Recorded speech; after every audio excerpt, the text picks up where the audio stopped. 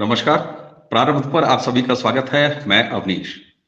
दर्शकों, पंजाब पर जब हम राजनीतिक बात करते हैं तो मामला केवल हिंदू और सिख ये दो कम्युनिटी पे आके टिक जाता है, लेकिन ये सच्चाई नहीं है। तो आइए सबसे पहले अपने पैनलिस्टों का स्वागत कर लेते हैं। बाबा रामदास जी और पुष्कर अवस्थी जी, आप दोनों का बहुत बहुत स्वागत है। नमस्कार। राम राम। राम राम जय हो, जय हो, जय श्री राम, जय जय जी श्री राम। बाबा जी, मैं दर्शकों से जरा ये जानकारी साझा कर लूं। देखिए, पंजाब के विधानसभा की 117 कुल सीटें हैं, जिसमें से 30 सीटें ऐसी हैं जो आरक्षित हैं, अनुसूचित जनजाति के लिए, अनुसूचित जाति के लिए। मजे की बात यह है, इन 30 सीटों के अलावा पंजाब की 50 ऐसी विधानसभा सीटें हैं दर्शकों, जहां पर दलित वोट मैटर करते हैं। लेकिन क्या है दलितों की संरचना, और क्यों होशियारपुर के निवासी, जिन्होंने दलित आंदोलन के प्रणेता कहे जाते हैं आधुनिक भारत में, मान्यवर काशीराम, उनकी राजनीति कभी पंजाब में खड़ी नहीं हो सकी। वो उत्तर प्रदेश में राजनीति जरूर कर पाने में सफल हुए। आखिर क्या है ये ताना बाना, धीरे धीरे आगे बढ़ेंगे और पूछेंगे। बाबा रामदास जी, सबसे पहले हम आप ही से जानना चाहेंगे। सर, ये बताइए, 32% आबादी दलितों की रखते हुए भी पंजाब की पॉलिटिक्स में दलितों का कोई स्थान कभी नहीं रहा। काशीराम जी का उदाहरण मैंने आपके सामने दिया। अकाली दल के साथ बीएसपी का हमेशा से गठजोड़ रहा, लेकिन साल 1992 अकेला साल था जब 16% वोट हासिल हुए बीएसपी को। उसके बाद 97 में ये घट के 7.5 हो गया और 2017 में 1.5 हो गया। तो सबसे ज्यादा दलित आबादी रखने वाले पंजाब में दलितों की कोई राजनीतिक औकात बिसात क्यों नहीं बन पाई?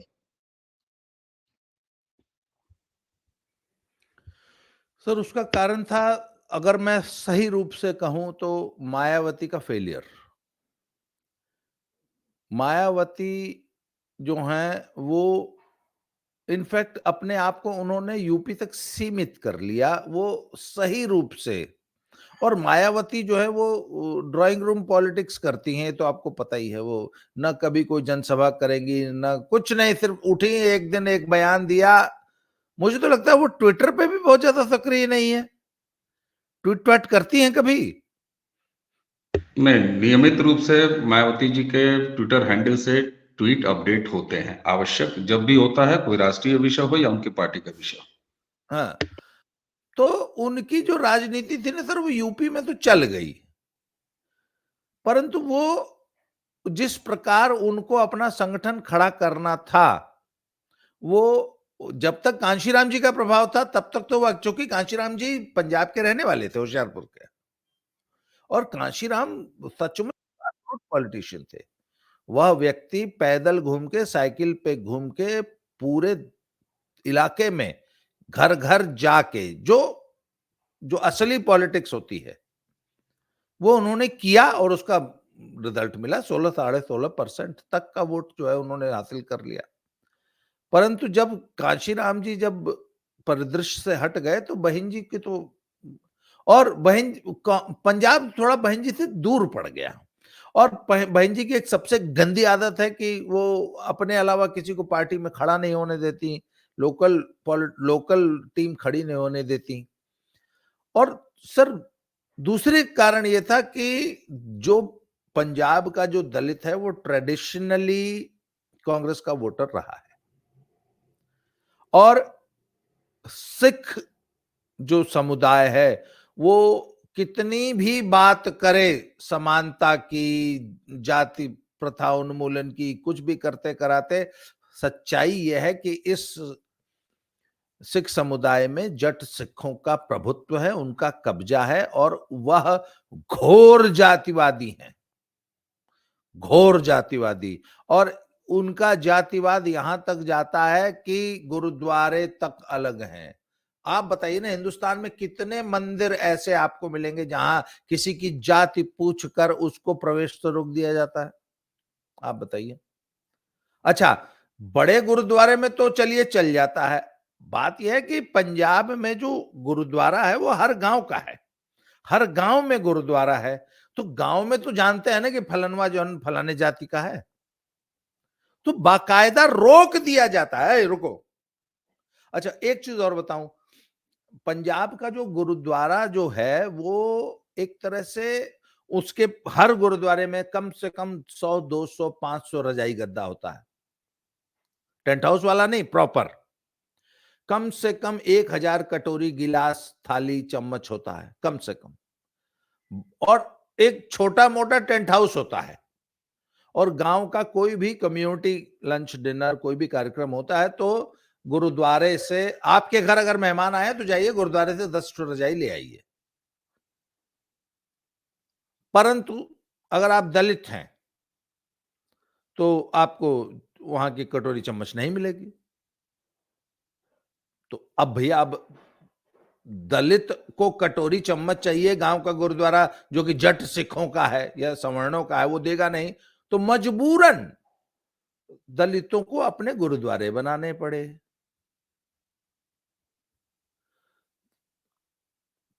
सर ये बड़ी ठीक बात। जी, बिल्कुल ठीक बात है। अच्छा, आप पंजाब के समाज को बहुत गहराई से समझते हैं, जमीनी स्तर पर समझते हैं, लेकिन दर्शकों के सामने जरा एक ब्रॉड पिक्चर अगर रख दिया जाए, तो जो सामाजिक ताना-बाना है जाति वाइज़ पंजाब का, उसमें आप देखें तो जाट सिख जो है वो लगभग 25% है कुल आबादी के। अब उसके बनस्पति जरा हम ले आते हैं दलित आबादी जो 32% है, उस 32% का क्या ताना-बाना है, उसमें 2 तरह के, दर्शकों के लिए मैं बता रहा हूँ, 2 तरह के दलित आबादी है। एक सिख दलित, दूसरे हिंदू दलित। अब जरा सिख दलितों में देख लीजिए तो रामदासी वो सिख हैं लेकिन दलित हैं 20%। सबसे ज्यादा मजहबी सिख हैं 26%, वो भी दलित हैं। उसके बाद आते हैं आपके राय सिंह सांसी। तो ये कुल मिला के अगर देखा जाए तो 20-20, 40, 46, लगभग 50% दलितों में ऐसे दलित हैं जो देखने में आपको सिख यानी पगड़ीधारी सिख वेश में मिलेंगे। हिंदुओं की दलित आबादी अगर आप देखिए तो सबसे बड़ी जो आबादी है वो आदियों की है, जिनको आद धर्मी बोलते हैं, जो रैदासी होते हैं। रैदासी हालांकि एक अलग भी हैं, लेकिन 10% इनकी आबादी है। 8.66% जो है वो वाल्मीकि समाज की आबादी है, यानी ये कुल मिला के बैठता है 20%। 20%, 50%, 70%, तो ये 5% मान लीजिए और लोग हैं, ये 25%, यानी 100% मामला पूरा हो जाता है। अब सिख के अंदर 46% की दलित आबादी है, ठीक है। हिंदुओं में इतनी सारी दलित आबादी है। क्या आपस में अगर जाट सिख अपने ही दलित सिखों को आपस में मिलाते नहीं, गुरुद्वारा शेयर नहीं करते, सामाजिक कार्यों में शेयर नहीं करते, तो हम ये जानना चाहेंगे आपके जरिए बाबा जी कि हिंदू दलित और सिख दलित इनका आपस में कोई ताना बाना है, क्योंकि ये तो 70% आ जाते हैं। देखिए, ताना बाना तो है, पर वो पॉलिटिकल फोर्स नहीं बन पाता। भाई, राजनीति में चुनाव जीतने के लिए तो प्लेटर चाहिए ना सर। जब तक 3-4 समुदाय मिलकर एक वोट बैंक नहीं बनेंगे तब तक सीट नहीं निकलेगी।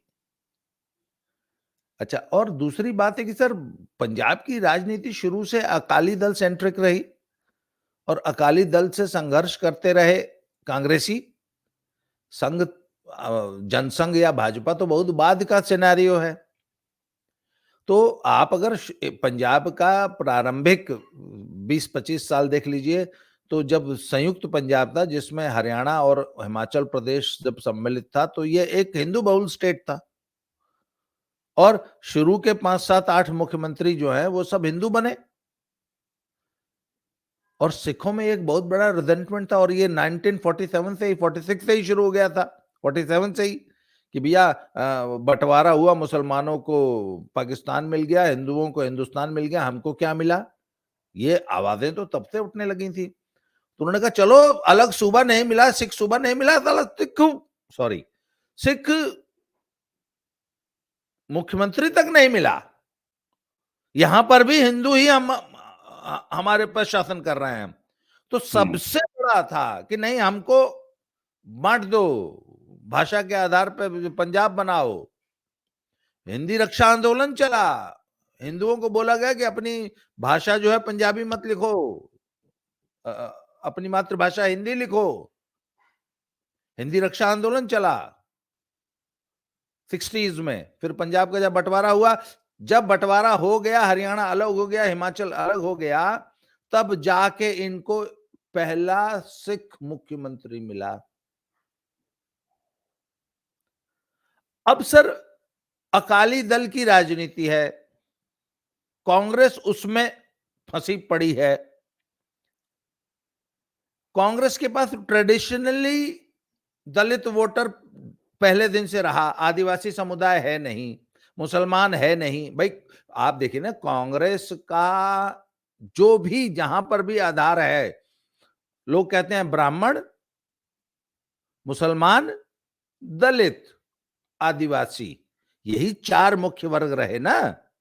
तो आदिवासी पंजाब में नहीं है, मुसलमान पंजाब में है नहीं, ब्राह्मण को आप हिंदू मान लीजिए, और दलित। तो पंजाब ने अपनी सारी पॉलिटिक्स की वो हिंदू और दलित सेंट्रिक की, HD, और कुछ परसेंट सिख तो तोड़ ही लेते थे।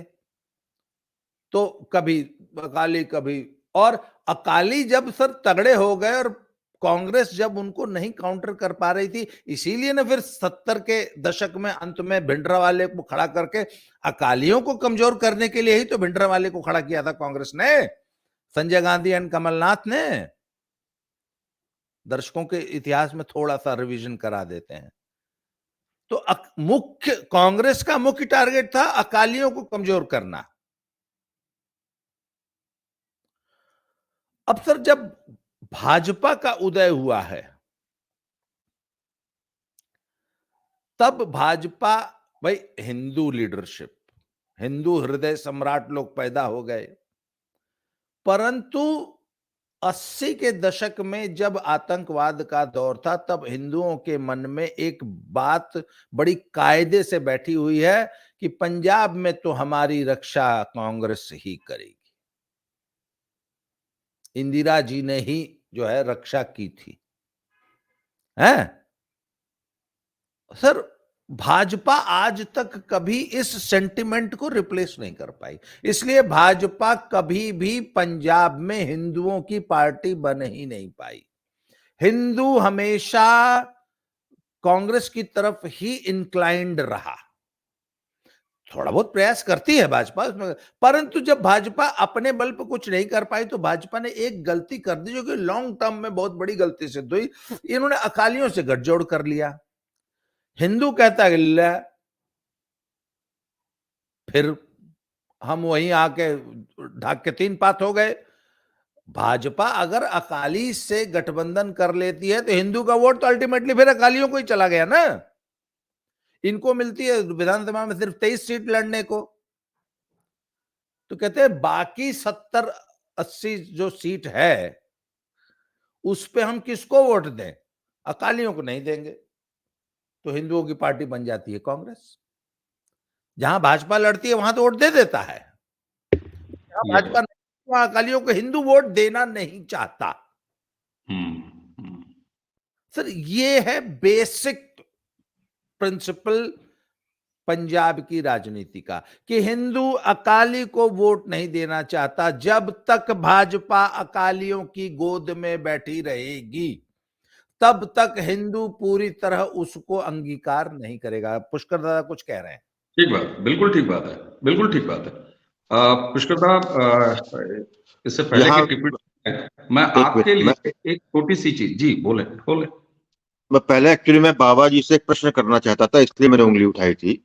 बाबा जी, इस पूरे परिदृश्य में जब आप बात कर रहे हैं अकाली और भारतीय जनता पार्टी की, तो ये तो 1977 से चालू हुआ जब जनता पार्टी बनी और तो अकालियों के साथ जनता पार्टी आई, और उसके बाद 80 के बाद जो है जब जनता पार्टी टूट गई और भाजपा का उदय हुआ, नई पार्टी बन के सामने आई, तब ये हुआ। जरा मैं जानना चाहता हूँ इस पूरी पॉलिटिक्स में, क्योंकि जो है 2014 से पंजाब का सिनेरियो बदला। वहां पे एक पार्टी, एक मैवरिक आई, आप 2014 में भी उसने कमाल किया, 17 में भी उसने कमाल किया, 2022 की असेंबली में भी कमाल किया। ठीक अभी ठीक। आप जो है वो फ्रंट रनर पे इस वक्त जो है सामने दिखती है। तो यहाँ पर जो दलित पॉलिटिक्स की बात, हिंदू की बात कर रहे हैं, क्योंकि मैं तो ये देख रहा हूँ हिंदू का वोट सारा जो है, जो कांग्रेस हटा वो गया आप, बीजेपी को तब भी नहीं आया। तो यहाँ पर मैं जानना चाहता हूँ अपने ज्ञानवर्धन के लिए या दर्शकों के लिए भी, कि आप फिनोमिना में दलित पॉलिटिक्स कहाँ है पंजाब।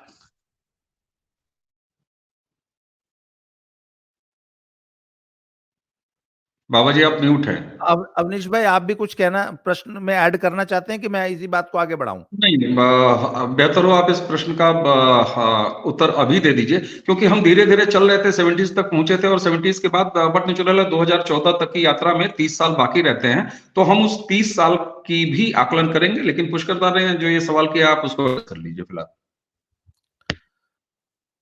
देखिए, मैं आप तक आने में सिर्फ 2 मिनट लूंगा, 2014 में आ जाऊंगा मैं। तो जब जो आतंकवाद का दौर था, वो बड़ा पॉलिटिकली इंस्टेबिलिटी का दौर था, और सही रूप से लोकतंत्र था ही नहीं, क्योंकि जब ऑपरेशन ब्लू स्टार के बाद और वो सब के बाद जब पहला चुनाव हुआ, तो उसमें बाकी पार्टियों ने तो एक तरह से हिस्सा ही नहीं लिया था, और कांग्रेस को एक तरह से वॉकओवर मिल गया था, और बेअंत सिंह जो है वो कांग्रेस के मुख्यमंत्री बने। वो पॉपुलर वोट के मुख्यमंत्री नहीं थे। जैसे कश्मीर में एक बार चुनाव हुआ था, 7% वोट पड़ा था, पर सरकार तो बन गई थी। उसी तरह बेअंत सिंह चीफ मिनिस्टर बने, और बेअंत सिंह ने बड़ी बेरहमी से आतंकवाद को केपीएस गिल के साथ मिलकर कुचला, और आज भी पंजाब में बेअंत सिंह को बुचर कहा जाता है। पर उसके बाद का जो माहौल बना, उसमें कांग्रेस को अपना सेवियर, है ना, रक्षक, एक शहंशाह, एक मसीहा है, जो कि कांग्रेस बचा लेती है, हिंदू को सिर्फ कांग्रेस बचाएगी, ये सेंटिमेंट चलता रहा, और थोड़ा बहुत पंजाबी सिख वोट मिलके जो है कांग्रेस सत्ता में आती जाती रही। कभी आ गई, कभी अकाली, और भाई अकाली कांग्रेस का ही तो ना, कभी ये कभी वो, कभी ये कभी वो, चलता रहा। फिर सर 2014 से पहले आम आदमी पार्टी का उदय हुआ, और आम आदमी पार्टी बहुत ही कनिंग पॉलिटिक्स लेके आई। आम आदमी पार्टी को एक बात पता था कि भाई सिख और हिंदू जब तक दोनों को नहीं जोड़ेंगे तब तक बेस बनता नहीं है। तो सिखों को जोड़ना है तो खालिस्तानियों से डिक्टेट ले आओ। तो गए कनाडा में, बोले कि हम तुम्हारा एजेंडा पूरा करेंगे, और उनका मॉडस ऑपरेंडी बहुत आसान है। एक दिन में सभी गुरुद्वारों को एक मैसेज भेजना है, फलाने को सपोर्ट करो, और वहां पर भी संडे के जो कांग्रेगेशन होती है, हर संडे को एक तरह से जो है ना गुरुद्वारे में लोग जाते हैं, वहां पे ग्रंथी साहब ने या जो भी है वहां के, उन्होंने एक लेक्चर दिया, अनाउंसमेंट हो गया, और गांव के लोगों को बता दिया कि आम आदमी पार्टी, क्योंकि ये हमारा एजेंडा चलाएगी। और हिंदुओं को फ्री बांट दो बिजली, फ्री यात्रा, फ्री ये, फ्री वो, तो वो सब बन गया। आज आम आदमी पार्टी खालिस्तानी समर्थन, वो हमने we have been following Punjab politics, जो पंजाब आम आदमी पार्टी का जो खालिस्तानी कनेक्शन है, वो हम लोग पिछले 10 साल से फॉलो कर ही रहे हैं, मैं और आप दोनों मिलके।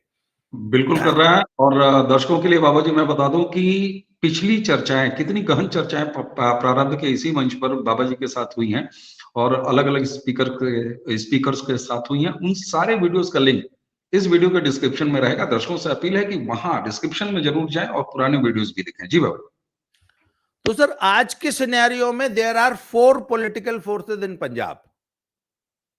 मोदी के आने के बाद भाजपा धीरे धीरे एक पॉलिटिकल फोर्स बन रही है, परंतु उसके पास हमेशा एक चैलेंज रहा कि they had no credible face. जैसे भाई तमिलनाडु में अन्नामलाई खड़ा किया गया ना, पंजाब में ऐसा कोई क्रेडिबल फेस नहीं था। एक फेस था जिसपे भाजपा दाव लगाना चाहती थी, जिसका नाम था नवजोत सिंह सिद्धू, पर वो पता नहीं उसको कौन सी पॉलिटिक्स समझ में आई, वो भटक गया। तो आज की तारीख में आज भी कांग्रेस भाजपा के पास कोई चेहरा नहीं है। भाजपा थोड़ी सी कंफ्यूज्ड भी है इस चीज को लेकर। अच्छा, भाजपा के पास संगठन नहीं था, क्यों? क्योंकि लंबे समय तक 20-25 साल तक भाजपा सिर्फ 23 सीट की पार्टी बन के रह गई थी। भाजपा के ऊपर एक और ठप्पा था कि ये सिर्फ शहरी हिंदुओं की पार्टी है, बनियों की पार्टी है। बनियों की पार्टी है, वो तो भाजपा का पुराना भाई। ओबीसी राजनीति तो मोदी जी ने 2014 के बाद शुरू की है ना। 2017 और 22 में जाके ओबीसी फतह हुई है, तो ठीक बात ये है। अभी भी है पंजाब में। मतलब अब ये जी। तो सर आम आदमी पार्टी का जो भी जनाधार है हम्म। वो या तो खालिस्तानी सपोर्ट के कारण है, हम्म। क्योंकि डिक्टेट वहां से आया है। अच्छा, हम्म। खालिस्तानियों के साथ एक समस्या है, अकालियों को वो ट्राई करके देख चुके हैं। अकालियों की जब तक 10 साल लगातार बादल साहब रहे ना, बादल साहब ने खालिस्तानियों की दाल पंजाब में नहीं गलने दी, अमरिंदर सिंह ने भी नहीं गलने दी। तो फिर उन्होंने कहा कि चलो इस पे दाव लगा के देख लेते हैं, अगला वादा कर रहा है, ये गया कि बाकायदे वादा करके आया था कनाडा में। सर उन्होंने इस पे दाव लगा दिया, और ये भाई आखिर अमृतपाल सिंह का प्रादुर्भाव जो हुआ, और पिछले 2 सालों में आपने पंजाब में, वो तो 1 साल से मान लीजिए डिब्रूगढ़ में एनएसए लगा के बंद किया हुआ है, नहीं तो उससे पहले कितना नंगा नाच हो रहा था पंजाब में, आपने देखा ही है। तो आम आदमी पार्टी अपना वादा निभा रही थी, and they had given a free hand. अच्छा सर, एक प्रॉब्लम और आती है, यदि आप गांव में, यदि पुलिस गांव के एक गुंडे को यदि फ्री हैंड दे दे, तो 2-4 अपने आप ले लेते हैं फ्री हैंड। हम बिल्कुल ले लेंगे। तो सब अब समस्या यह है कि Aam Aadmi party has become extremely unpopular in Punjab due to hmm. Several law and order issues, और उनकी जो फ्रीबीज की पॉलिटिक्स है वो उस पर बाद में जाएंगे। ठीक बात, बिल्कुल ठीक बात है। अच्छा, अब मैं पुष्कर जी की तरफ आना चाहूंगा। अब देखिए, यही किसान आंदोलन का अगर हवाला ले लें पुष्कर जी, तो उनके एक किसान नेता सो कॉल्ड बहुत बड़ी फिगर है, बुजुर्ग भी हैं, सफेद सफेद दाढ़ी पगड़ी बांध के, और जिस तरीके से डल्लेवाल साहब की मैं बात कर रहा हूं, उन्होंने क्या कहा, उन्होंने यही वीडियो तो उनका वायरल हुआ कि मोदी का ग्राफ राम मंदिर से बहुत बड़ा हो गया है। मोदी का ग्राफ और राम मंदिर, यानी ये कहीं ना कहीं हिंदुओं के भाजपाई होने की बात डल्लेवाल पॉलिटिकली कह रहे थे। ठीक। बाबा जी ने अभी जो बात की, हिंदू दलित एचडी वोट बैंक, आपको याद होगा दादा, बिहार में कभी जो है माई कॉम्बिनेशन हुआ करता था, मुस्लिम यादव कॉम्बिनेशन, लालू प्रसाद यादव का। यहाँ अखिलेश यादव पीडीए लेके घूम रहे हैं, पीडीए का एक कॉन्सेप्ट लेके घूम रहे हैं। दूसरी तरफ प्रधानमंत्री नरेंद्र मोदी और उनकी भारतीय जनता पार्टी 2014 से लगातार हिंदुओं का एकीकरण करने पर काम कर रही है, और वो साफ साफ दिखाई भी दे रहा है, वो वोट में भी दिखाई देता है। 2014 के बाद 2019 और 2024 में जो माहौल है, दल्ले वाला साहब ने खुद इसकी स्वीकारोक्ति कर ली। ऐसे में पंजाब की जमीन पर इस तरह के अलग अलग विषमताओं के बाद आम आदमी पार्टी का जिक्र आपने किया, तो उसको आप कैलकुलेटेड रखे ही होंगे अपने अकाउंट में। सर ये बताइए, ये बाबा जी ने जो एचडी कहा, हिंदू दलित, ये कोई वोट बैंक वहां पर बन रहा है, बन चुका है, या बनने के किसी स्टेज में है, ऐसा कुछ दिखाई देता है आपको? फिर जरा हम बीजेपी की पंजाब को लेकर की गई गलतियों पर भी बात करेंगे। देखिए, जो बाबा जी ने दलित हिंदू वाली बात कही है पंजाब के परिदृश्य में, तो ऑन पेपर तो बहुत सटीक लगता है, और जो बदली हुई परिस्थितियां हैं उसमें भी लगता है कि कुछ काम करेगा, लेकिन क्योंकि ये टेस्टेड नहीं, इस पे जो है कोई भी इस तरह का कोई इलेक्टोरल उसमें चाहे असेंबली या पार्लियामेंट में कोई ऐसा रिजल्ट सामने नहीं आया है। जी बताएं। सर आपने जो ये बात कही कि अभी वो टेस्टेड नहीं है, तो मेरा सवाल ही यही था कि वो कुछ शेप ले पाया है, कुछ बन पाया है, उसका कोई वजूद है भी एचडी कॉम्बिनेशन का कि नहीं है? टेस्ट तो बात की बात है, वो तो हम मान ही रहे हैं कि टेस्टेड नहीं है। टेस्टेड होता तो देखिए हम उसकी बात करते। देखिए, जिस तरीके से हमारे प्रधानमंत्री नरेंद्र मोदी का 2014 से एक सूत्री कार्यक्रम रहा है कि जो हिंदुओं में जो बटराव चटराव रहा है उसको हेन पेन प्रकार जो है किसी तरीके से by hook and by crook उसको जो है एक सिमिलर एक प्लेटफॉर्म पे लाया जाए। हर जगह प्रयास हुए, पंजाब में भी प्रयास हुआ। पंजाब एक एनोमली मैं समझता हूं, यहाँ पे ये शेप ले आया है कि नहीं है, प्रयास है।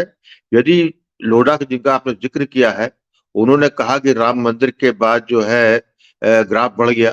तो जब मेरी अपनी समझ कहती है कि वो शायद ऑन ए होल बोल रहे थे पूरे भारत में, लेकिन उस राम की गर्मी जरूर उनको जो है पंजाब के धरातल पे लगी, क्योंकि ये कभी था नहीं। और बीजेपी जो है 6% की पार्टी वहां पर रही, कोई फोर्स थी नहीं, तो ऐसे में थोड़ा भी हुआ होगा उनको, क्योंकि क्योंकि पंजाब में ग्राउंड में नहीं हूं, लेकिन जो वहां से समाचार या जो हाथ से जो लोग हैं जिनसे वार्ता होती है, उससे स्पष्ट एक कह सकते हैं कि एक स्पंदन तो आया है, एक शेप लेती हुई चीज दिख रही है। लेकिन ये कितनी ग्राउंड फोर्स पे होगी उस पर मैं कुछ नहीं कहूंगा, लेकिन डेफिनेटली, क्योंकि अल्टीमेटली ये यदि आपको वहां पे पंजाब में कुछ भी होना होगा भारतीय जनता पार्टी को अपने अकेले दम पे, क्योंकि जो है जैसे सही बात जो है बाबा रामदास जी ने दृष्टिगोचर की कि भाजपा वहां पर इसलिए सफल नहीं हुई कि भाजपा का ना अपना कैडर है, और हमेशा वहां पर जो वो छोटे भाई की भी नहीं, मतलब एक सबसे छोटे उसमें उसका जो कद जो था अकाली से बहुत छोटा था। अब इस बार जो है, जब से जो अकाली जो है फार्म बिल, कृषि फार्म बिल से अलग हुए, पहली बार इनको आए हैं, विश्वास बढ़ रहा होगा। क्योंकि देखिए एक चीज और भी, बाकी जगह हम शेष भारत में देखते हैं तो वहां पे असेंबली इलेक्शन और पार्लियामेंट्री इलेक्शन, उस पर भाजपा की अच्छी खासी लीड होती। असेंबली भले में कम हो, लेकिन कई कई कई जगह प्रदेशों में तो 10% की होती है। लेकिन पंजाब ऐसा है कि उसमें मुश्किल से 3%, पार्लियामेंट्री और असेंबली में भाजपा में जो है केवल 3%, वो एक एज कम है। यहाँ पर क्योंकि इतनी ज्यादा पॉलिटिक्स मिक्स कर चुकी है, तो और विशेषतः इस बात को भी ध्यान रखना पड़ेगा कि दलित वोट जो आपका है, जिसमें कि बसपा और अकाली का बराबर पिछले तो उसमें जो है चाहे 17 में भी गठबंधन था, 22 में भी गठबंधन था बसपा का अकाली का। बसपा वहां करीब 1.5-2% से ज्यादा जो है ग्रो नहीं कर पाए। तो इसके मतलब वहां की लीडरशिप को भी एक वहां के दलित जो पॉपुलेशन है उसको भी एक लीडरशिप की समस्या है। पुश्तैनी तौर पे जो कांग्रेस में जाती थी, अब जो कांग्रेस का 20% कम से कम हिंदुओं का वोट तो मैं देख रहा था वो आप पे शिफ्ट हुआ है, कि सिखों का ही वोट शेयर आप पे शिफ्ट नहीं हुआ, उसमें जो है हिंदुओं का बहुत बड़ा शेयर हुआ, बीजेपी में भी नहीं गया। तो आज की इस परिस्थिति में देखते हुए जो कृषि फार्म के बिल के बाद जो दोबारा जो है कृषि आंदोलन खड़ा हुआ है, खालिस्तानियों का की खालिस्तानी एलिमेंट की एक विशेष भूमिका स्पष्ट रूप से सामने आती दिख रही है, उसके परिणाम आते दिख रहे हैं। तो ऐसी अवस्था में दलित और हिंदू का कॉम्बिनेशन, ये कह सकते हैं कि ये एक इसका होना एक बड़ा स्वाभाविक प्रक्रिया रहेगी। लेकिन फिर भी मैं यही कहूंगा कि अभी तक जो है मैं उस पर बहुत ज्यादा, जब तक कोई उसके परिणाम नहीं आते तब तक नहीं कह सकता कि इलेक्ट्रल पॉलिटिक्स में वो कन्वर्ट करता है कि नहीं करता। स्वाभाविक रूप से जरूर हुआ होगा, राम एक बाइंडिंग फोर्स है। ठीक बात। पुष्कर जी, आप बार बार इस चीज को कह रहे हैं कि जब टेस्ट हो जाए, जब टेस्ट हो जाए, अभी टेस्टेड नहीं है, तो जब टेस्टेड हो जाएगा, टेस्ट हो जाएगा, उसके आंकड़े आ जाएंगे, तब तो वो बात पब्लिक डोमेन में होगी, सबके सामने होगी और अपने जो है नंबर्स खोल रही होगी, अपने डेटास दे रही होगी। लेकिन अभी हम इस आकलन पर बात कर रहे हैं कि आखिर क्या वजह है कि देश में सबसे बड़ी दलित आबादी रखने के बावजूद भी कभी दलित राजनीतिक रूप से फ्रंट पर पंजाब में नहीं रहे, और वहां भी वही जो सो कॉल्ड, जिसको कि ये तमाम वामपंथी और जितने भी विचारक है कहते हैं साहब ये मनवादी व्यवस्था है, मनवादी। अरे पंजाब में 25% जाट सिख पूरी पंजाब की राजनीति पर आज तक कब्जा करके बैठा हुआ है, दलित आबादी सबसे ज्यादा वहां है, तुम्हारा दलित हित चिंतन कहाँ जाता है? ये सवाल है, और उसी सवाल से हमारा ये आज का चर्चा का पूरा प्लॉट निकल के आया। अच्छा बाबा जी, आपने एक बड़ी महत्वपूर्ण बात कही, जब आप 2014 के बाद और आम आदमी के एंट्री के बाद पंजाब में वो एक परिदृश्य दिखा रहे थे कि सरकार चल रही है। हालांकि इससे पहले दलित सिख का प्रयोग चन्नी के समय में कांग्रेस ने भी किया था, ठीक है, वो फेल हुआ नहीं हुआ वो अलग इशू है। लेकिन आपने एक महत्वपूर्ण बात कही कि अब वही पंजाब का वोटर जो शिफ्ट हुआ था आम आदमी पार्टी के पास, जिसने इतना बड़ा बहुमत दिलाया आम आदमी पार्टी को, अब उससे पक गया है, अब उससे रुष्ट है। अगर रुष्ट है, तो फिर वो कहाँ जाएगा? अब वो कहाँ जाएगा, उसको लेने के लिए कौन तैयार है? ऐसे में कोई भाजपा की तैयारी दिखती है? और एक चीज़ और, भाजपा जिस तरीके से अपना विस्तार कर रही है, बाकी राज्यों में जहां वो नहीं है, तो एक बार फिर पंजाब में अकाली के साथ ऐसी कोई संभावना? या महाराष्ट्र जैसी कोई बात कि शिवसेना को तो छोड़ दिया, लेकिन शिवसेना के अंदर से सारी शिवसेना निकाल भी ली। तो ये जरा अब बताइएगा कि 2024 के लिहाज से पंजाब का नया ताना-बाना क्या है, जबकि वहां की स्टेट असेंबली में आम आदमी पार्टी मौजूद रहेगी? देखिए, इस बात को समझने से पहले पंजाब का सेंटिमेंट समझ लीजिए क्या है इस समय। सिख समुदाय मोदी से कितनी भी नफरत करे, पर एक बहुत बड़ा वर्ग है जो ये मानता है कि नहीं, आदमी काम करने वाला है, ईमानदार है और देश को आगे ले जा रहा है। ये उनका सबसे बड़ा क्रिटिक भी मानता है। पहली बात, पंजाब डेवलपमेंट से बहुत ज्यादा इंप्रेस होने वाला स्टेट नहीं है, क्योंकि पंजाब एक जमाना था कि भारत का एकमात्र संपन्न और डेवलप्ड राज्य था। आज से 40 साल पहले मेरे कुछ मित्र गाजीपुर जिले के, 35 साल पहले मैं उनको पंजाब घुमाने ले आया और पंजाब के गांव की जब कोठियां उन्होंने देखी, कोठियां नहीं, उनको कोठी कहना, कोठी तो बहुत, पंजाब के गांव में जब महल देखे उन्होंने आज से 35 साल पहले, तो उनकी आंखें फटी रह गईं। मेरे एक मित्र हैं, रिश्तेदार भी हैं, जो कलकत्ते में रहते थे, वो आ गए और पंजाब में उनको ऐसे ही, हम लोग कहीं जालंधर शहर में जा रहे थे, तो जालंधर शहर में रोड के दोनों तरफ जो घर उन्होंने देखे, तो उन्होंने कहा, अरे बाप रे बाप, ऐसा घर तो पूरे बंगाल में नहीं है, पूरे बंगाल में ऐसा घर नहीं है। मैंने कहा ऐसा कम से कम यहां 1 लाख होंगे इस शहर में। वो तो शहर की बात थी, गांव में, गांव की कोठियां आज से 35 साल पहले, सर वो डेवलपमेंट था। क्यों? क्योंकि सब बाहर रहते थे और कमाते बाहर थे, इन्वेस्ट यहां करते थे, सिंपल फंडा था, मनी ऑर्डर इकोनॉमी थी। तो इसलिए पंजाब डेवलपमेंट से बहुत ज्यादा प्रभावित होने वाला नहीं है। आज पंजाब में जो सबसे बड़ा इशू है वो लॉ एंड ऑर्डर है। तो मोदी की एक अपनी अलग ब्रांडिंग है, सबसे बड़ी ब्रांडिंग है योगी जी की। जो भी व्यक्ति अनार्की और भ्रष्ट, सॉरी, लॉ एंड ऑर्डर से ग्रस्त है, परेशान है, वो कहता है कि काश हमारा मुख्यमंत्री भी योगी जैसा होता। तो सर ये एक जनरल सेंटिमेंट है पंजाब का, पहले इसको समझ लीजिए। ये उन लोगों में है जो वोट नहीं देते, जो धुर विरोधी हैं, नफरत तक विरोध करते हैं, उनमें भी ये सेंटिमेंट है मोदी योगी का। बड़ा इंटरेस्टिंग, बड़ी अब आगे आ इंटरेस्टिंग। जाइए, राम मंदिर ने क्या किया है कि 40%, जो 38-40% सो कॉल्ड हिंदू है, उसे जगा दिया है। डल्लेवाल साहब की बात की, मोदी दा ग्राफ, सर वो मोदी दा ग्राफ, डल्लेवाल, मोदी यूपी में और बंगाल में कितने पॉपुलर है उससे डल्लेवाल को कोई मतलब नहीं है। डल्लेवाल की सबसे बड़ी चिंता है कि मोदी पंजाब में बहुत पॉपुलर हो गया, पंजाब के हिंदुओं में। सर जब वो उसमें मैं आपको बताऊं, अक्षत, पूजित अक्षत का जब वितरण हो रहा था और पंजाब में घर घर घर घर कार्यकर्ता गए, राम भक्त गए, और सर उनका जो स्वागत हुआ है और जो लोग भाव विभोर हो गए ना कि भगवान राम साक्षात। अरे यार, एक आदमी जो कि भाजपा या संघ का कार्यकर्ता है, वेब का कार्यकर्ता है, वो आपके घर आया है एक तो कागज पकड़ाने और एक तो इतना सा अक्षत लेने। सर लोग ऐसे लेट गए जैसे सचमुच साक्षात भगवान राम आए। और सर ये इतना बड़ा एक जनसंपर्क अभियान था कि 15 दिन में पूरा पंजाब का घर घर कवर कर दिया।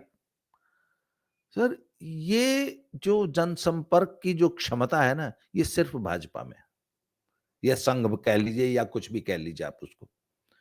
सर इसको लेके कान खड़े हुए लोगों को, उसके बाद फिर राम मंदिर, भगवान राम का प्राण प्रतिष्ठा हुई, सारा हिंदू राममय हो गया सारे देश के साथ साथ।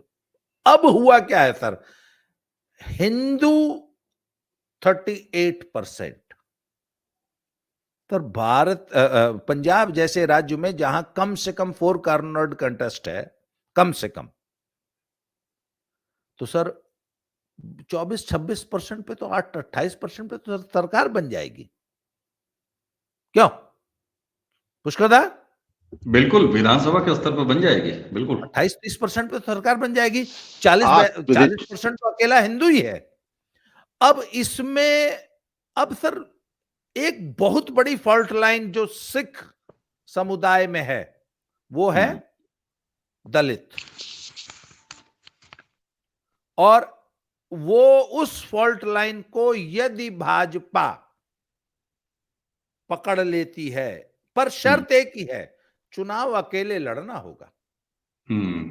ये बड़ी बात। अगर अकालियों का फिर छोटा भाई बन के लड़े, हिंदू फिर कांग्रेस में जाएगा, आज बता रहा हूं। यदि अकेले चुनाव लड़े और दलित समुदाय को अपने में मिला पाए, जो कि इस वक्त बॉर्डर लाइन पे बैठा हुआ है, कहीं भी जा सकता है। अच्छा बाबा जी, जब आप दलित आबादी को मिलाने की बात कर रहे हैं, तो उसमें जो सिख दलित हैं, जो हाँ, रामदासी, दोनों यस सांसी, इनकी भी बात कर रहे हैं ना, वाल्मीकियों और जी जी। अरे रविदासी? एक मिनट, हिंदू दलित इतना ज्यादा परेशान नहीं है जितना सिख दलित परेशान है। बहुत महत्वपूर्ण बात, जी जी। उसका कारण है सर, कारण यह है कि पहले तो तुमने जगह दी कि वो अपना अलग गुरुद्वारा बनाए। अरे भाई, तुमने जब उनको गुरुद्वारे की कटोरी, अरे भाई दलितों को अपने गुरुद्वारे में प्रवेश नहीं करने दो, उसके बाद जब वो मांगने आएगी साहब मुझे जरा रजाई गद्दे दे दीजिए, मेरे घर मेहमान आए हैं, या मेरे घर बेटी की शादी है, जरा कटोरी गिलास चम्मच दे दीजिए, बोला नहीं, हम दलित को जो है अपनी कटोरी नहीं देंगे, छुआछूत। तो उन्होंने अपने अलग गुरुद्वारे बना लिए, उन्होंने भी हजार कटोरी की क्या, 1000 कटोरी कौन सा समुदाय नहीं खरीद सकता अपने लिए, हर गांव में दलित गुरुद्वारा बन गया।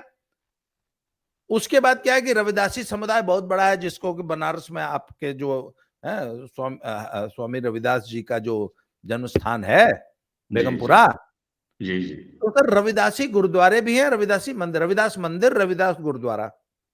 सर वहां पे एक बहुत बड़ा एक मैटर ऑफ कंटेंशन था कि जब रविदास गुरुद्वारा बनता था, तो वहां पे बाकायदे गुरु नानक देव जी और गुरु ग्रंथ साहिब का प्रकाश होता था बाकायदे। अब सब सिखों की एक जिद है कि सिर्फ गुरु ग्रंथ साहिब रहेंगे, कोई जीवित गुरु नहीं रहेगा। तो उन्होंने कहा ना ना ना भैया, हमारा तो रहेगा। इस पे बहुत दिन टकराव चला। उन्होंने कहा ना ना ना ना ना, गुरु ग्रंथ साहब भी रहेंगे, और पर हमारा बगल में हमारा जीवित गुरु भी बैठेगा। बराबर नहीं बैठेगा, नीचे बैठेगा। बोला नहीं, बराबर बैठेगा। ये समस्या करते करते करते करते फिर सर एक बार वहां पे वियना में कहीं गुरुजी जो यहाँ के जो रविदास गुरु जो है, उनके जो गुरुजी वहां गए थे, उन पे जानलेवा हमला हुआ, 4 लोग मर गए। इसके प्रतिक्रिया में यहाँ पंजाब में बड़ा भयंकर जो है दंगा हुआ, 4 दिन तक पंजाब जला, ट्रेनें फूंक दी गई और पूरा वो उसका केंद्र जालंधर था। उसके बाद सर इन्होंने एक बहुत बड़ा एक स्टेप उठाया रविदास गुरुद्वारों ने। उन्होंने कहा अच्छा, आपका ये मतलब कहना है ना कि ग्रंथ साहब के बगल में जीवित गुरु नहीं बैठेगा, बराबर नहीं बैठेगा। उन्होंने बोला ठीक है, आप अपना ग्रंथ साहब ले जाइए, हमारा तो जीवित गुरु बैठेगा, हम अपना अलग ग्रंथ बना लेंगे।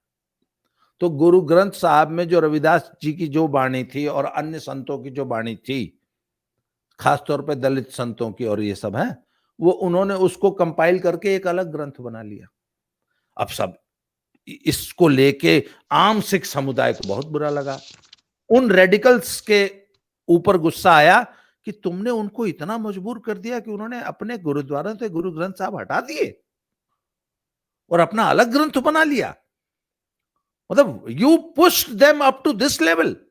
हम्म। सर वो अच्छा, उसमें क्या हुआ फिर? हालांकि बाद में रविदास समुदाय में भी फूट पड़ गई, लमने का नहीं, ये बहुत गलत बात है, हम अलाउ नहीं करेंगे कि। तो कुछ गुरुद्वारों में अभी भी गुरु ग्रंथ साहब बाकायदे प्रकाशमान है, वो है, परंतु वो जीवित गुरु भी रहेगा। सर ठीक ये बात। एक बहुत बड़ा मैटर ऑफ कंटेंशन है दोनों समुदायों के बीच में, और वो खटास अभी भी है, उसको भरने का कोई प्रयास सिख समुदाय ने नहीं किया। तो सर वो एक फॉल्ट लाइन है, हम्म। और वो एलिनेटेड हैं। ठीक बात। और बहुत अब ये सर दोनों मिला के पता है कितना हो जाते हैं? मैंने जुड़ाया आपको सर, 20% रामदासी, 26% टोटल इलेक्टोरेट का सर, टोटल 50%। इलेक्टोरेट का लगभग 55-60%।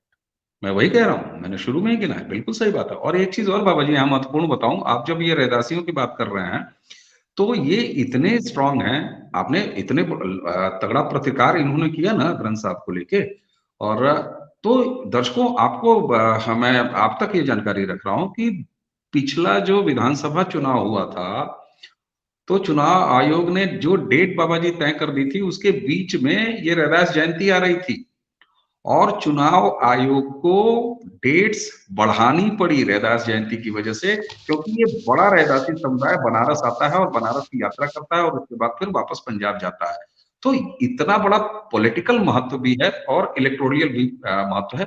तो ये जो कॉम्बिनेशन है, इसके ऊपर अगर काम बढ़िया से बीजेपी करती हुई दिखाई दे रही है सर। सर बीजेपी जो है ना, वो पहले अंदर अंदर खोदती है।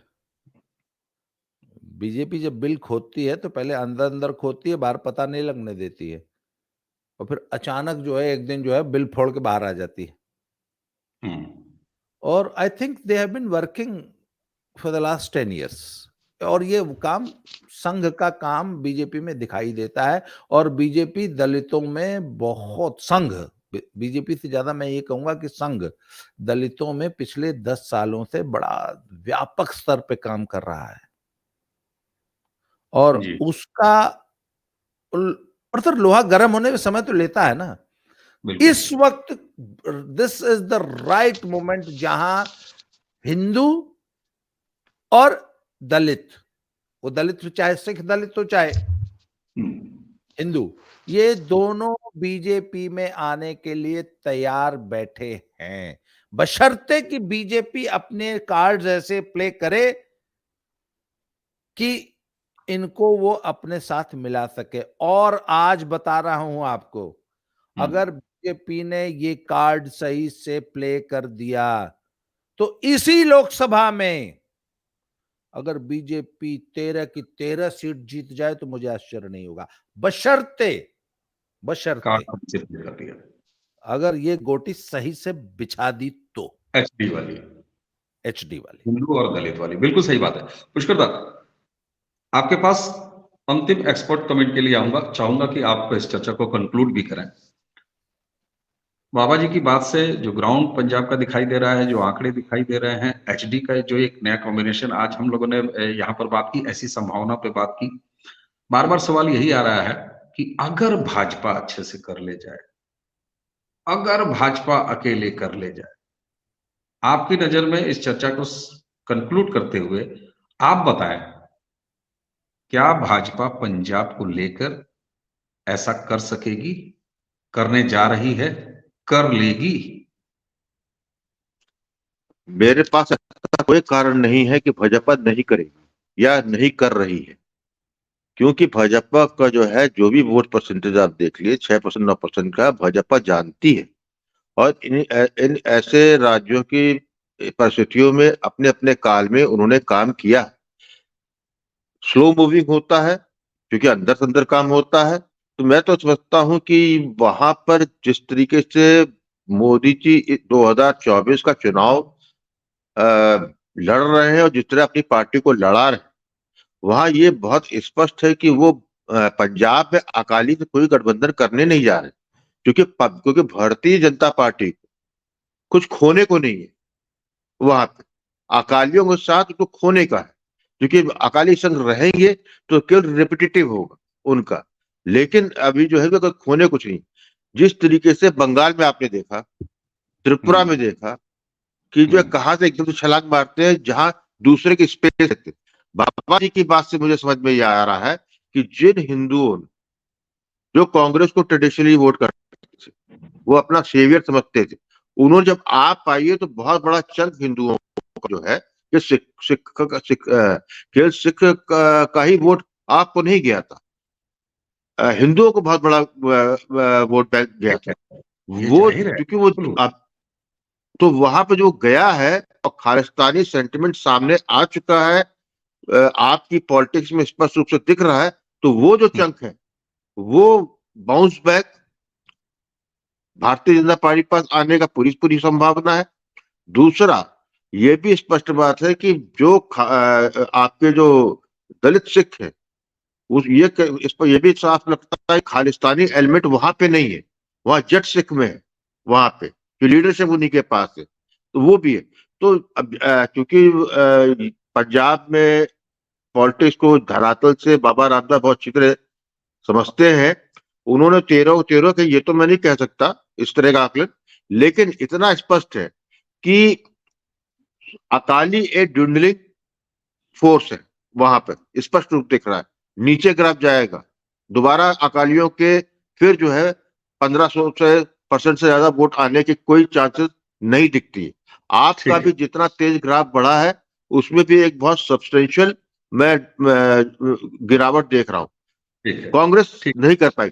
तो जो स्पेसिंग है पूरी, वो हम्म, 28-29% का या 27% का वोट भी यदि उसको हम्म, फिलफिल कर लिया और हम्म, चौतरफा मुकाबला है, तो निश्चित रूप से जो है पंजाब एक सरप्राइज सब हम सबको दे सकता है, ऐसा मेरा ठीक है, मानना। ठीक है। पुष्कर जी, मैं आपसे ये नहीं पूछूंगा कि पंजाब का भारतीय जनता पार्टी के अध्यक्ष का क्या नाम है। बार बार बाबा रामदास जी के कहने में भी और हम लोगों की बातचीत में यही बात आ रही है, जब हम ये पूछ रहे हैं कि क्या बीजेपी तैयार है, लीडरशिप है पंजाब में एस्टेब्लिश बीजेपी की। चलिए, देखिए, काड़ा एक मिनट, नहीं काड़ा नहीं, आ गया। पंजाब में जो है लोकसभा की परिप्रेक्ष्य में बात हो रही, विधानसभा परिप्रेक्ष्य में बात लोकसभा नहीं हो रही। मैं लोकसभा की ही बात कर रहा हाँ, हूं। तो लोकसभा में लोकसभा की भारतीय जनता, लोकसभा में पंजाब में भारतीय जनता पार्टी के कौन अध्यक्ष है या कौन नेतृत्व है या कौन टिकट को पाएगा, बिल्कुल मैटर नहीं। यदि कुछ मैटर करेगा वहां पे तो मोदी मैटर करेंगे और राम मैटर करेंगे उससे। ये फिर विधानसभा में आप लीडरशिप बात कर सकते हैं, ये बात पार्लियामेंट्री जो है अनफॉर्चुनेटली या फॉर्चुनेटली लोकसभा हम्म, का चुनाव जो है प्रेसिडेंशियल फॉर्म का है, मोदी के ठीक। नाम पे भाजपा लड़ेगी, और जो वोटर भी है वो वोट राम और मोदी के नाम पे देगा, उसको नहीं हम्म, फर्क पड़ेगा पंजाब में भी कि वहां ठीक है, अध्यक्ष कौन है ये बात कौन नहीं। समझ जैसे ये पंजाब के बात नेतृत्व का जो है भाजपा भारतीय जनता पार्टी का नेतृत्व अच्छा है बुरा है कि नहीं है, कम हम्म, से कम मुझे लगता है 24 के चुनाव में मैटर नहीं करे। लोकसभा के हवाले से लोकसभा के चुनाव से ये बात समझ में आती है। लोकसभा, क्योंकि लोकसभा का चुनाव मोदी का अपना चुनाव होता है, वो 10% का टॉप अप हर सीट पर लेके जाते हैं, इसलिए मोदी का चुनाव कहा जाता है। बाबा जी, आप कंक्लूड करना चाह रहे थे, प्लीज। अच्छा, एक कंक्लूड चीज खाली इसमें और जोड़ दीजिएगा। एक मिनट, एक चीज और जोड़ दीजिएगा। जब आपने ये कहा था कि प्रधानमंत्री के रूप में वो मोदी को पंजाब की जनता तो चाहती है जो मोदी की विरोधी है, मुख्यमंत्री के रूप में योगी चाहती है, तो अब योगी जी तो जाके पंजाब के मुख्यमंत्री बनेंगे नहीं। तो ऐसे में जरा ये पॉइंट भी एड्रेस कीजिएगा कि जो नेतृत्व का विकल्पहीनता है, वो बीजेपी कितना दूर कर पा रहे के रास्ते में दिखाई दे रही है। और आपका जो कंक्लूडिंग रिमार्क जो आप कहना चाहते थे जी। देखिए, पहली बात तो मैं आपको बता दूं, अभी तो आप दी एंड कहाँ लगा रहे हैं? अभी तो आपने क्लाइमेक्स फिल्म का शूट ही नहीं किया है। अभी तो सर क्लाइमेक्स पे तो बात कर लें। तो चलिए, सर दर्शकों की अनुमति से हम इस चर्चा को जारी रखते हैं, ठीक है। हाँ, राम मंदिर तो राम मंदिर के बाद इंटरवल हुआ। अब दर्शक आई बता जरा दें कि क्लाइमेक्स पर। सर क्लाइमेक्स है किसान आंदोलन। ठीक। अब हुआ क्या है? जो राम मंदिर ने लोहा गर्म किया था, किसान आंदोलन ने लोहा पिघला दिया है। वो कैसे? कि पिछली बार जब सिंघू बॉर्डर पे किसान भाई चले गए थे और अराजकता का नंगा नाच 14 महीने हुआ, तो लॉ एंड ऑर्डर को पसंद करने वाली जनता बड़ी निराश थी। और उसके बाद अराजकता का जो नंगा नाच पिछले 2 साल से पंजाब में चल रहा है, उसको इस बार अमित शाह, मोदी और खट्टर ने बहुत इफेक्टिवली हैंडल किया है। और वो जो हिंदुओं की रक्षा तो सिर्फ इंदिरा जी ही कर सकती हैं, सर वो जो सेंटिमेंट था ना, वो अब इस बार शिफ्ट हुआ है कि हिंदुओं की रक्षा तो मोदी ही करेगा, योगी ही करेगा, खट्टर ही करेगा, और अराजकता पे लगाम तो यही लगाएंगे। भगवंत मान के बस की बात नहीं है सर, ये है क्लाइमैक्स। आज सर स्थिति ये है कि आप कुछ भी कह लें, इस अराजकता से सबसे ज्यादा दुखी सिख समाज है। पता है क्यों? सर एक बात और है, कोविड हुआ, पूरी दुनिया खड़ी हो गई, जलंधर से शिवालिक की पहाड़ी दिखने लग गई, बर्फ से घिरी हुई, सब कुछ खड़ा हो गया। गेहूं थोड़ी न बढ़ना खड़ा हो गया। धान गेहूं तो फिर भी बढ़ रहा था। आपकी दुकान बंद हो सकती है, किसान की किसानी तो चलती रही। अरे सर, 5 रुपए में 10 लौकियां बेची जा रही थी। बेचना उसको मत कहिए, दी जा रही थी। हाँ, तो सर बात यह है, और सारा बिजनेस ठप हो गया था। पर जब पहला लॉकडाउन हुआ था तो किराना इतना बेतहाशा बिका था, क्योंकि सब लोग, एवरीबडी वाज स्टोरिंग, आपको ध्यान होगा। तो सर दुनिया खड़ी हो जाएगी, किसान का धंधा तो प्रभावित होता नहीं है। आप एक काम करिए, 10 साल तक पंजाब बंद कर दीजिए, परमानेंट नाका लगा दीजिए पूरे देश में, किसान को घंटा फर्क पड़ता है, उसका गेहूं तो उग रहा है। सर ये बात पूरा पंजाब समझ गया है कि यार ये क्या करते हैं, अपना गेहूं लगा के आके सड़क पर बैठ जाते हैं, हमारी पूरी इकोनॉमी, हमारा पूरा समाज रोक देते हैं, इनका गेहूं बढ़ रहा है, इनको तो कोई फर्क पड़ता नहीं। सर इस अराजकता को मोदी, अमित शाह और खट्टर ने बहुत इफेक्टिवली इस किसान आंदोलन में हैंडल किया है। तो सर वो कि हमारी रक्षा तो मोदी ही करेगा, ये सेंटिमेंट इस वक्त बहुत प्रबल है पंजाब में। ठीक बात। और किसान आंदोलन जाटों का आंदोलन है, आई एम सॉरी टू से, चाहे वो हरियाणा का जाट हो, चाहे पश्चिमी You Uttar need Pradesh not, का जाट हो, need, चाहे need not, पंजाब का। अरे आपको सॉरी फील करने की जरूरत नहीं है, ये तो बिल्कुल तो सर, साफ था पूरे तो विश्व जब के साथ। जट्टों का या जाटों का सड़क पे जब उत्पात होता है तो 35 जात यूनाइट होती है। हम्म। ये एक यूनिवर्सल फिनोमेना है। तो सरदार जी लोग सड़क पे उत्पात कर रहे हैं, खनौरी बॉर्डर पे, उस पे, तो बाकी लोग कह रहे यार ये क्या है यार। अच्छा आपको मालूम है, एक मिनट आपको एक नई बात बता दूं, ए भैया ये सब चल रहा था ना, तब तक एक नया मार्च निकाल दिए सब, पता नहीं कहां से अमृतसर गए थे, पता नहीं क्या मैटर था। लखा सिधाना जी 1000 गाड़ी लेके, मतलब अभी खनौरी और ये चल ही रहा था, तब तक 5-7 धरना और मोर्चा खोल दिए थे बीच पंजाब में। वो तो उसके आप लोगों को तो रिपोर्टिंग नहीं हुई होगी। इसलिए पंजाब में एट अ टाइम 20-25-50 धरना, प्रदर्शन, हड़ताल चलता है इन लोगों का। सर पब्लिक तंग आ चुकी है सर, पब्लिक तो वोट जो है झोले जेब में लेके घूम रही है, कोई ले ले हमसे। मोदी के लिए इतना मुफीद समय है ये लोकसभा चुनाव। अब देखिए कैश कितना कर पाती है, क्या हो। ये तो भविष्य के गर्त में है, और यहीं पर बात आ जाती है दिस बाबा वाज जी। My concluding remark. जी, यहीं पर बात आ जाती है मोदी की गारंटी। और प्रधानमंत्री जब मंच से खड़े होकर पूरे देश को संबोधित करते हुए कहते हैं कि ये है मोदी की गारंटी, तो वो गारंटियां अलग अलग तौर पर होती हैं। गारंटियां कहीं सुरक्षा के भाव की गारंटी कहीं विकास की, गारंटी कहीं हिंदू के एकीकरण की, गारंटी कहीं सनातन के वापस वैभवों को प्राप्त करने की, मंदिर के रूप में और बाकी तरीके के रूप में, और अंतर्राष्ट्रीय स्तर पर पूरे विश्व के सामने भारत के विश्व गुरु के रूप में स्थापित होने की गारंटी। ये तमाम गारंटियां हैं जो मोदी को लगातार 2014 के बाद 2019 और अब 2024 में भी ऐसे दिखाई दे रही है।